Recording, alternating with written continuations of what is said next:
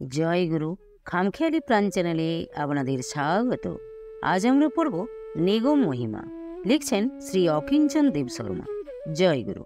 প্রভু যীশুখ্রিস্ট তাহাদের শিষ্যবর্গকে সম্বোধন করিয়া বলিয়াছেন, সত্য সত্যই আমি তোমাদিগকে বলিতেছি, যে ব্যক্তি আমার বাক্য শোনে ও যিনি আমাকে পাঠাইয়াছেন তাহাকে বিশ্বাস করে সে অনন্ত জীবন প্রাপ্ত হয়। গীতায় শ্রীকৃষ্ণ অর্জুনকে বলিয়াছেন, মন্মনা ভব মদ ভক্ত মজ্জাজিমাং নমস্কুরু মামে বৈশ্যসি সত্যং তে প্রতিজানে প্রিয় হোসি মে সর্বধর্মান পরিত্যজ্য মামেকং শরণং ব্রজ অহং তাং সর্বপাপেভ্য মুখ্যয়াস্মি মা শুচ। আমার প্রতি মন দাও, আমার প্রতি অনুরক্ত হও, আমাকে ভজনা করো, আমাকে নমস্কার করো। এই রূপ করিলে তুমি আমাকে প্রাপ্ত হইবে। ইহা আমি তোমার নিকট প্রতিজ্ঞা করিতেছি, যেহেতু তুমি আমার অত্যন্ত প্রিয়। সকল ধর্ম পরিত্যাগ করিয়া কেবলমাত্র আমারই শরণ লও। আমি তোমাকে সকল পাপ হইতে মুক্ত করিব, তুমি শোক করিও না। শ্রী শ্রী ঠাকুর নিগমানন্দদেব আমাদিগকে উদ্দেশ্য করিয়া বলিয়াছেন, তোরা সকল ছেড়ে সকল আশায় জলাঞ্জলি দিয়ে একমাত্র আমার শরণাপন্ন হ। আমার পানে তোদের মন হৃদয় উন্মুখ করে রাখ, আমায় একটু ভালোবাসতে অভ্যাস কর। আমি তোদের সকল অভাব মিটাব, সকল আশা পূর্ণ করব। তোদের সব হবে, তোরা সব পাবি, কিছুরই অভাব থাকবে না তোদের। উল্লেখিত তিনজন মহাপুরুষই মানুষকে পরাশান্তি লাভের পথ যে শরণাগতি এক বাক্যে দেখাইয়া দিয়েছেন। শ্রী রামকৃষ্ণদেব তার নিজ ভাষায় এর নাম দিয়েছেন বকলমা দেওয়া। ইহাকেই বলে নির্ভরতা বা বিশ্বাস। ব্যবহারিক জীবনে আমরা বকলমা দিই সেই সুদক্ষ উকিলের ওপর, যার ক্ষমতা পুনঃ পুনঃ পরীক্ষায় প্রমাণিত হয়েছে। ঠাকুর শ্রী নিগমানন্দদেবের অদ্ভুত অধ্যাত্ম ক্ষমতার প্রমাণ তার শিষ্যবর্গের মধ্যে অনেকেই শ্রী গুরুদেবের জীবদ্দশায় অনুভব করেছেন। এখনও তার তিরোধানের পর অনেকে নিজ নিজ জীবনে নানা প্রমাণ পাচ্ছেন। সেগুলি গুছাইয়া গ্রন্থবদ্ধ করলে একখানা মহাভারত হয়। আমার জীবনে যে কয়টি অভ্রান্ত প্রমাণ পেয়েছি, তাহা এই জীবন সায়ান্নে বৈতরণী তীরে দাঁড়িয়ে আমার প্রেমাস্পদ গুরুভাই ও ভগিনীদের নিবেদন করছি। 1910 কিংবা 11 খ্রিস্টাব্দের কথা। আমি তখন বহরমপুরে গভর্নমেন্টের রেশন অফিসে চাকরি করি। অফিসের এক শিক্ষানবিশ একদিন অকস্মাৎ নিরুদ্দেশ হইল। খোঁজ কোনো পাত্তা নাই, তাহার বাড়ির লোকেরাও জানে না সে কোথায় চলিয়া গেল। ছেলেটি ছিল বেশ দীর্ঘকায়, কর্মঠ ও সদানন্দময়। আমরা তাহাকে একটু স্নেহের চক্ষে দেখিতাম। দীর্ঘ অনুপস্থিতির জন্য তাহার চাকরি গেল। মাস 2 পরে একদিন সে সহসা অফিসে আসিল। জিজ্ঞাসা করিয়া জানিলাম, আসামের পাহাড় ঘেরা জঙ্গলে সে এমন এক সুদর্শন জ্যোতির্ময় সাধু দেখিয়া আসিয়াছে, যার ঢলঢলো কাঁচা অঙ্গের লাবণী দেখিলেই নয়ন মন মুহূর্তে মজিয়া যায়। সাধুর নাম স্বামী শ্রী নিগমানন্দ। তার পা দুখানি টুকটুকে লাল।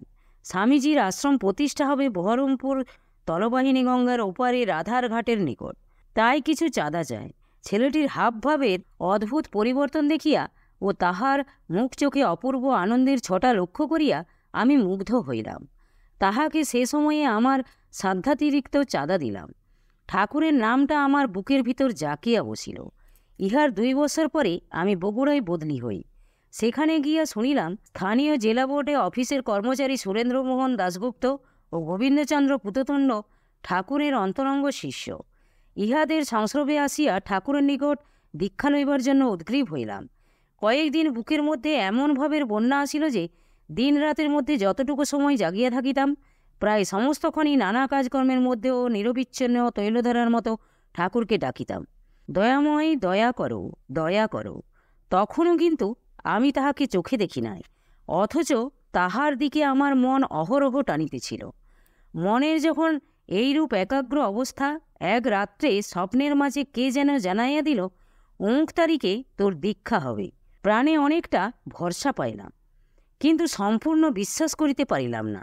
তখনও সে তারিখটা আসিতে দিন 15 দেরি ছিল, এবং ওই সময়ে ঠাকুর যে বগুড়ায় আসিবেন এমন সম্ভাবনা ছিল না। বস্তুত তিনি সে দফায় বগুড়া নামিলেন না। কলকাতা হইতে ট্রেনে রওনা হইয়া কুচবিহার অভিমুখে চলিয়া গেলেন। আমি গোবিন্দদা ও সুরেন্দার সঙ্গে বগুড়া রেল স্টেশনে গিয়া রাত্রি 12টা কি 1টার সময় ট্রেনের কামরার মধ্যে উকিঝুঁকি মারিয়া অতি কষ্টে ঠাকুরকে 1 নিমেষের জন্য দেখিয়া আসিলাম। তিনি বলিলেন, তোরা আলিপুর আয়। তাহার পর অফিস হইতে ছুটি লইয়া সাথী সুরেন্দা ও গোবিন্দদার সঙ্গে আলিপুরদুয়ার গিয়া তাহার চরণ দর্শন করি। তিনি তখন শিবদয়াল পাল মহাশয়ের বাসায় অবস্থান করিতেছিলেন। সেদিন শিবদয়ালদার বাড়িতে মহোৎসব। মনে মনে ভাবিলাম, ঠাকুরের প্রসাদ চর্বচস্য এখানে ভালোই মিলবে। কিন্তু ও হরি, ঠাকুর আদেশ করিলেন, যেহেতু আমরা ব্রাহ্মণ, অব্রাহ্মণের গৃহে তোমাদের ভোজন চলিবে না। আমার রসনা চাবুক মারিয়া সংযত করিলেন। দয়াময় ঠাকুর সেখানকার এক ব্রাহ্মণ শিষ্যের গৃহে আমাদের আহারের কথা বলিয়া দিলেন। তিনি সেখানকার সরকারি পশু চিকিৎসক ডাক্তার, নাম সুরেন্দ্রনাথ বন্দ্যোপাধ্যায়। পরে শুনিয়াছি ইনি ছিলেন ঠাকুরের অন্যতম পার্ষদ নরেশদার ভগ্নিপতি। ইহার বাসায় আহারের ব্যবস্থায় দেখি ঠাকুর আমাদের জন্য প্রসাদী অন্ন এক পাত্র পাঠাইয়া দিয়েছেন। সন্ধ্যা সমাগমে ঠাকুরের তৎকালীন প্রবীণ শিষ্য শ্রীমৎ বোধানন্দ দাদার দ্বারা আমার দীক্ষা গ্রহণের প্রস্তাব ঠাকুরের নিকট জানাইলাম। নিজে বলিতে সাহস করি নাই, পাছে প্রত্যক্ষাতে হই। রাত্রিতে ভোগের পর ঠাকুরকে শয়ন করাইয়া রাখিয়া বোধানন্দ দাদা হাসিতে হাসিতে বাহিরে আসিয়া বলিলেন, ঠাকুর তো বলিলেন তোমার আসল দীক্ষা হইয়া গিয়াছে, তবে লৌকিক অনুষ্ঠানটা হইবে কাল প্রাতে, সেজন্য সকালে প্রস্তুত থাকিও। বলা বাহুল্য, ওই পরের দিনটি আমার স্বপ্নশ্রুত তারিখ। পরদিন প্রাতে খরস্রোতা কালনী নদীতে স্নান করিয়া আলিপুরদুয়ারের পোস্টমাস্টার ঠাকুরের অন্তর্গত শিষ্য শ্রদ্ধেয় দুর্গাচরণ দত্ত মহাশয়ের বাসায় উপস্থিত হইলাম। তাহার বাসা সরকারি ডাকঘরের ভিতর অংশে। গুরুগত প্রাণ দুর্গাচরণদা ও তাহার সহধর্মিনী স্বর্ণমা সত্য সত্যই আজও আমার মনের কোণে শ্রদ্ধার আসন অধিকার করিয়া আছেন। দাদার নয়নে ঠাকুরের নামে অবিরল প্রেমাশ্রু ঝরিত। তাহাদের সেই বাসাবাড়িতে স্বপ্নাদিষ্ট দিন প্রাতে গোবিন্দদা আমার দীক্ষার জন্য ফুল, নৈবেদ্য, বস্ত্রাদি সব আয়োজন করিয়া দিলেন। ঠাকুর আমার কানে মহামন্ত্র দিয়া বলিলেন, তুমি নির্ভর করো, নিজে আর কতটুকু করবে। ঠাকুরের এই অভয়বাণী আমার অন্তিমের সম্বল। সেদিনের আরেকটি কৌতুককর ঘটনা আমার বেশ মনে পড়ে। আমি গুরুদক্ষিণা দিবার জন্য ট্যাকে গুজিয়া 4টি টাকা লইয়া গিয়াছিলাম। ঠাকুর আমাকে দীক্ষা দিলেন, কিন্তু দক্ষিণা চাহিলেন না। তখন আমার মনে কামারকে ইস্পাত ফাঁকি দেওয়ার মতো ভাবটা চাপিয়া বসিল। আমি ঠাকুরকে রিক্ত হস্তে প্রণাম করিলাম এবং মনে মনে ভাবিলাম, যাক, এ যাত্রা টাকা চাওয়াটা তো বাঁচিয়া গেল। কিন্তু প্রণামান্তে আমি যেমন উঠিয়া দাঁড়াইয়াছি, সঙ্গে সঙ্গে ট্যাক হইতে টাকা চাইটি ঝনঝন করিয়া চেয়ারে উপবিষ্ট ঠাকুরের রাঙা পায়ের চারিধারে ছড়াইয়া পড়িল। আমি তো অবাক, লজ্জায় অধোবদন। তাড়াতাড়ি টাকাগুলি কুড়াইয়া ঠাকুরের পাদপদ্মে অর্পণ করিলাম। তদ্বধি আমার মনে এই ভরসা চির জাগ্রত রহিয়াছে যে আমি যদি শেষের দিনে নিজেকে তাহার পাদপদ্মে স্বেচ্ছায় সমর্পণ করিতে নাও পারি, তাহা হইলে তিনি আমাকে টানিয়া লইয়া তাহার রাতুল চরণে স্থান দিবেন। শ্রী শ্রী ঠাকুরের ব্রতনিষ্ঠ শ্রদ্ধাবান শিষ্য আমার কনিষ্ঠ ভ্রাতা ডাক্তার শ্রীরচন্দ্রের নিম্নলিখিত উক্তি 1906 কি 7 খ্রিস্টাব্দের কথা। তখন আমি কলিকাতায় ক্যাম্বেল মেডিকেল স্কুলে পড়ি। সে সময়ে মাঝে মাঝে বেলুড় মঠে যাওয়া আমার অভ্যাস ছিল। আমি যে মেসে থাকিতাম, সেখানকার 2 জন সহপাঠীর সহিত প্রায়ই বেলুড় মঠ যাইতাম এবং রামকৃষ্ণদেবের জন্মোৎসব উপলক্ষে বেলুড় মঠে যাইতাম। এইভাবে শ্রীরামকৃষ্ণদেবের প্রতি আমার প্রীতি উত্তরোত্তর বাড়িয়াছিল। প্রায় 30 বছর পরে ঠাকুর শ্রী রামকৃষ্ণদেব কেমন করিয়া আমাকে পূজ্যপাদ শ্রী নিগমানন্দদেবের চরণে সঁপিয়া দিয়েছেন, তাহাই বলিতেছি। আমি ঠাকুর শ্রী নিগমানন্দদেবের নিকট দীক্ষা লইয়াছিলাম আমার দাদার দেখা দেখি। আমাদের ঠাকুরের তিরোধানের পর ঢাকা জয়দেবপুর ভক্ত সম্মেলনতে গিয়া দেখি সমাধি সংরক্ষণ ব্যাপার লইয়া সুপ্রতিষ্ঠ শিষ্যগণের মধ্যে ঝগড়াঝাটি, বাদ বিসংবাদ ও দলাদলির দক্ষযজ্ঞ চলিয়াছে। মনে হইল, যে ঠাকুরের শিষ্যভক্তরা এমন নির্লজ্জভাবে পরস্পরে হানাহানি করে, সে ঠাকুরের গৌরব কোথায়? এই বিতৃষ্ণার ভাবটা আমার মনকে কয়েকদিন নিদারুণ মথিত ও বিপর্যস্ত করিতে লাগিল। সে সময়ে প্রত্যহ পূজা শেষে শ্রীগুরুর চরণে একটি করিয়া সচন্দন তুলসী দিতাম, কিন্তু ওই ঘটনার পর আমার মনের সঙ্গে শ্রদ্ধাপূর্বক তুলসী দিতে পারিলাম না। পরন্তু শ্রদ্ধার সহিত তুলসী দিতে লাগিলাম শ্রীরামকৃষ্ণদেবের চরণে। তাহার নিকট কানিয়া কানিয়া কহিলাম, হে রামকৃষ্ণ, তোমাকে যদিও চোখে দেখি নাই, কিন্তু তুমি তো জাগ্রত দেবতা, তুমি আমাকে আশ্রয় দাও। এরূপ উচাটন যখন মনের অবস্থা, অহরাত্র বুকের ভিতরটা জ্বলিয়া পুড়িয়া খাগ হইতেছিল। সেই সময়ে এক রাত্রে স্বপ্ন দেখিলাম কোথায় যেন দোতলার উপর প্রকাণ্ড একটা হলঘর। কে আমাকে বলিয়ে দিল ওপরে সাধুরা আছেন। যাও, আমি ধীরে ধীরে উপরে উঠিলাম।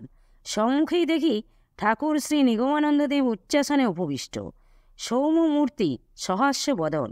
আমি তাহার দিকে দিকপাত না করিয়া দূরে আর কোথায় কোন সাধু আছেন খুঁজিতে লাগিলাম। আবছা অনেক সাধুর মূর্তি নজরে পড়িল। শেষে হলের অপর প্রান্তে শ্রীরামকৃষ্ণদেবকে দেখিয়া তাহার নিকট ছুটিয়া গেলাম। কিন্তু কাছে গিয়ে দেখি রামকৃষ্ণদেব রুদ্রমূর্তি, আরক্ত লোচন, রোষ কোষায়িত বদনমণ্ডল।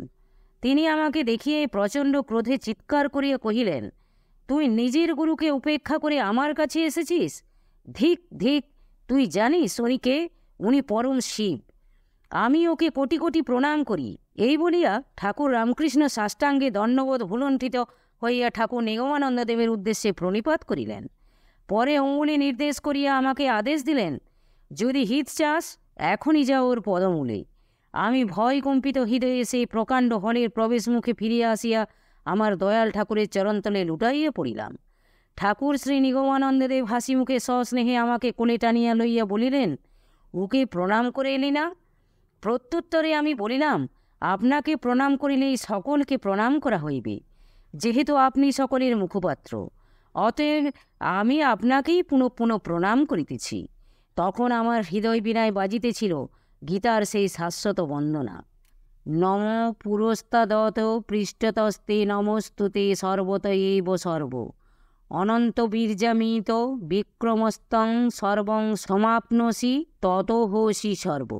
অর্থাৎ, হে সর্বাত্মা, আপনাকে সম্মুখে নমস্কার করিতেছি, আপনাকে পশ্চাতে নমস্কার করিতেছি, আপনাকে সকল দিক হইতে নমস্কার করিতেছি। হে অন্তর্বীজ, আপনি অসীম বিক্রমশালী, আপনি সমগ্র বিশ্বকে ব্যাপিয়া আছেন। অতএব আপনি সর্বস্বরূপ, আপনি ভিন্ন অন্য কিছুরই স্বতন্ত্র সত্তা নাই।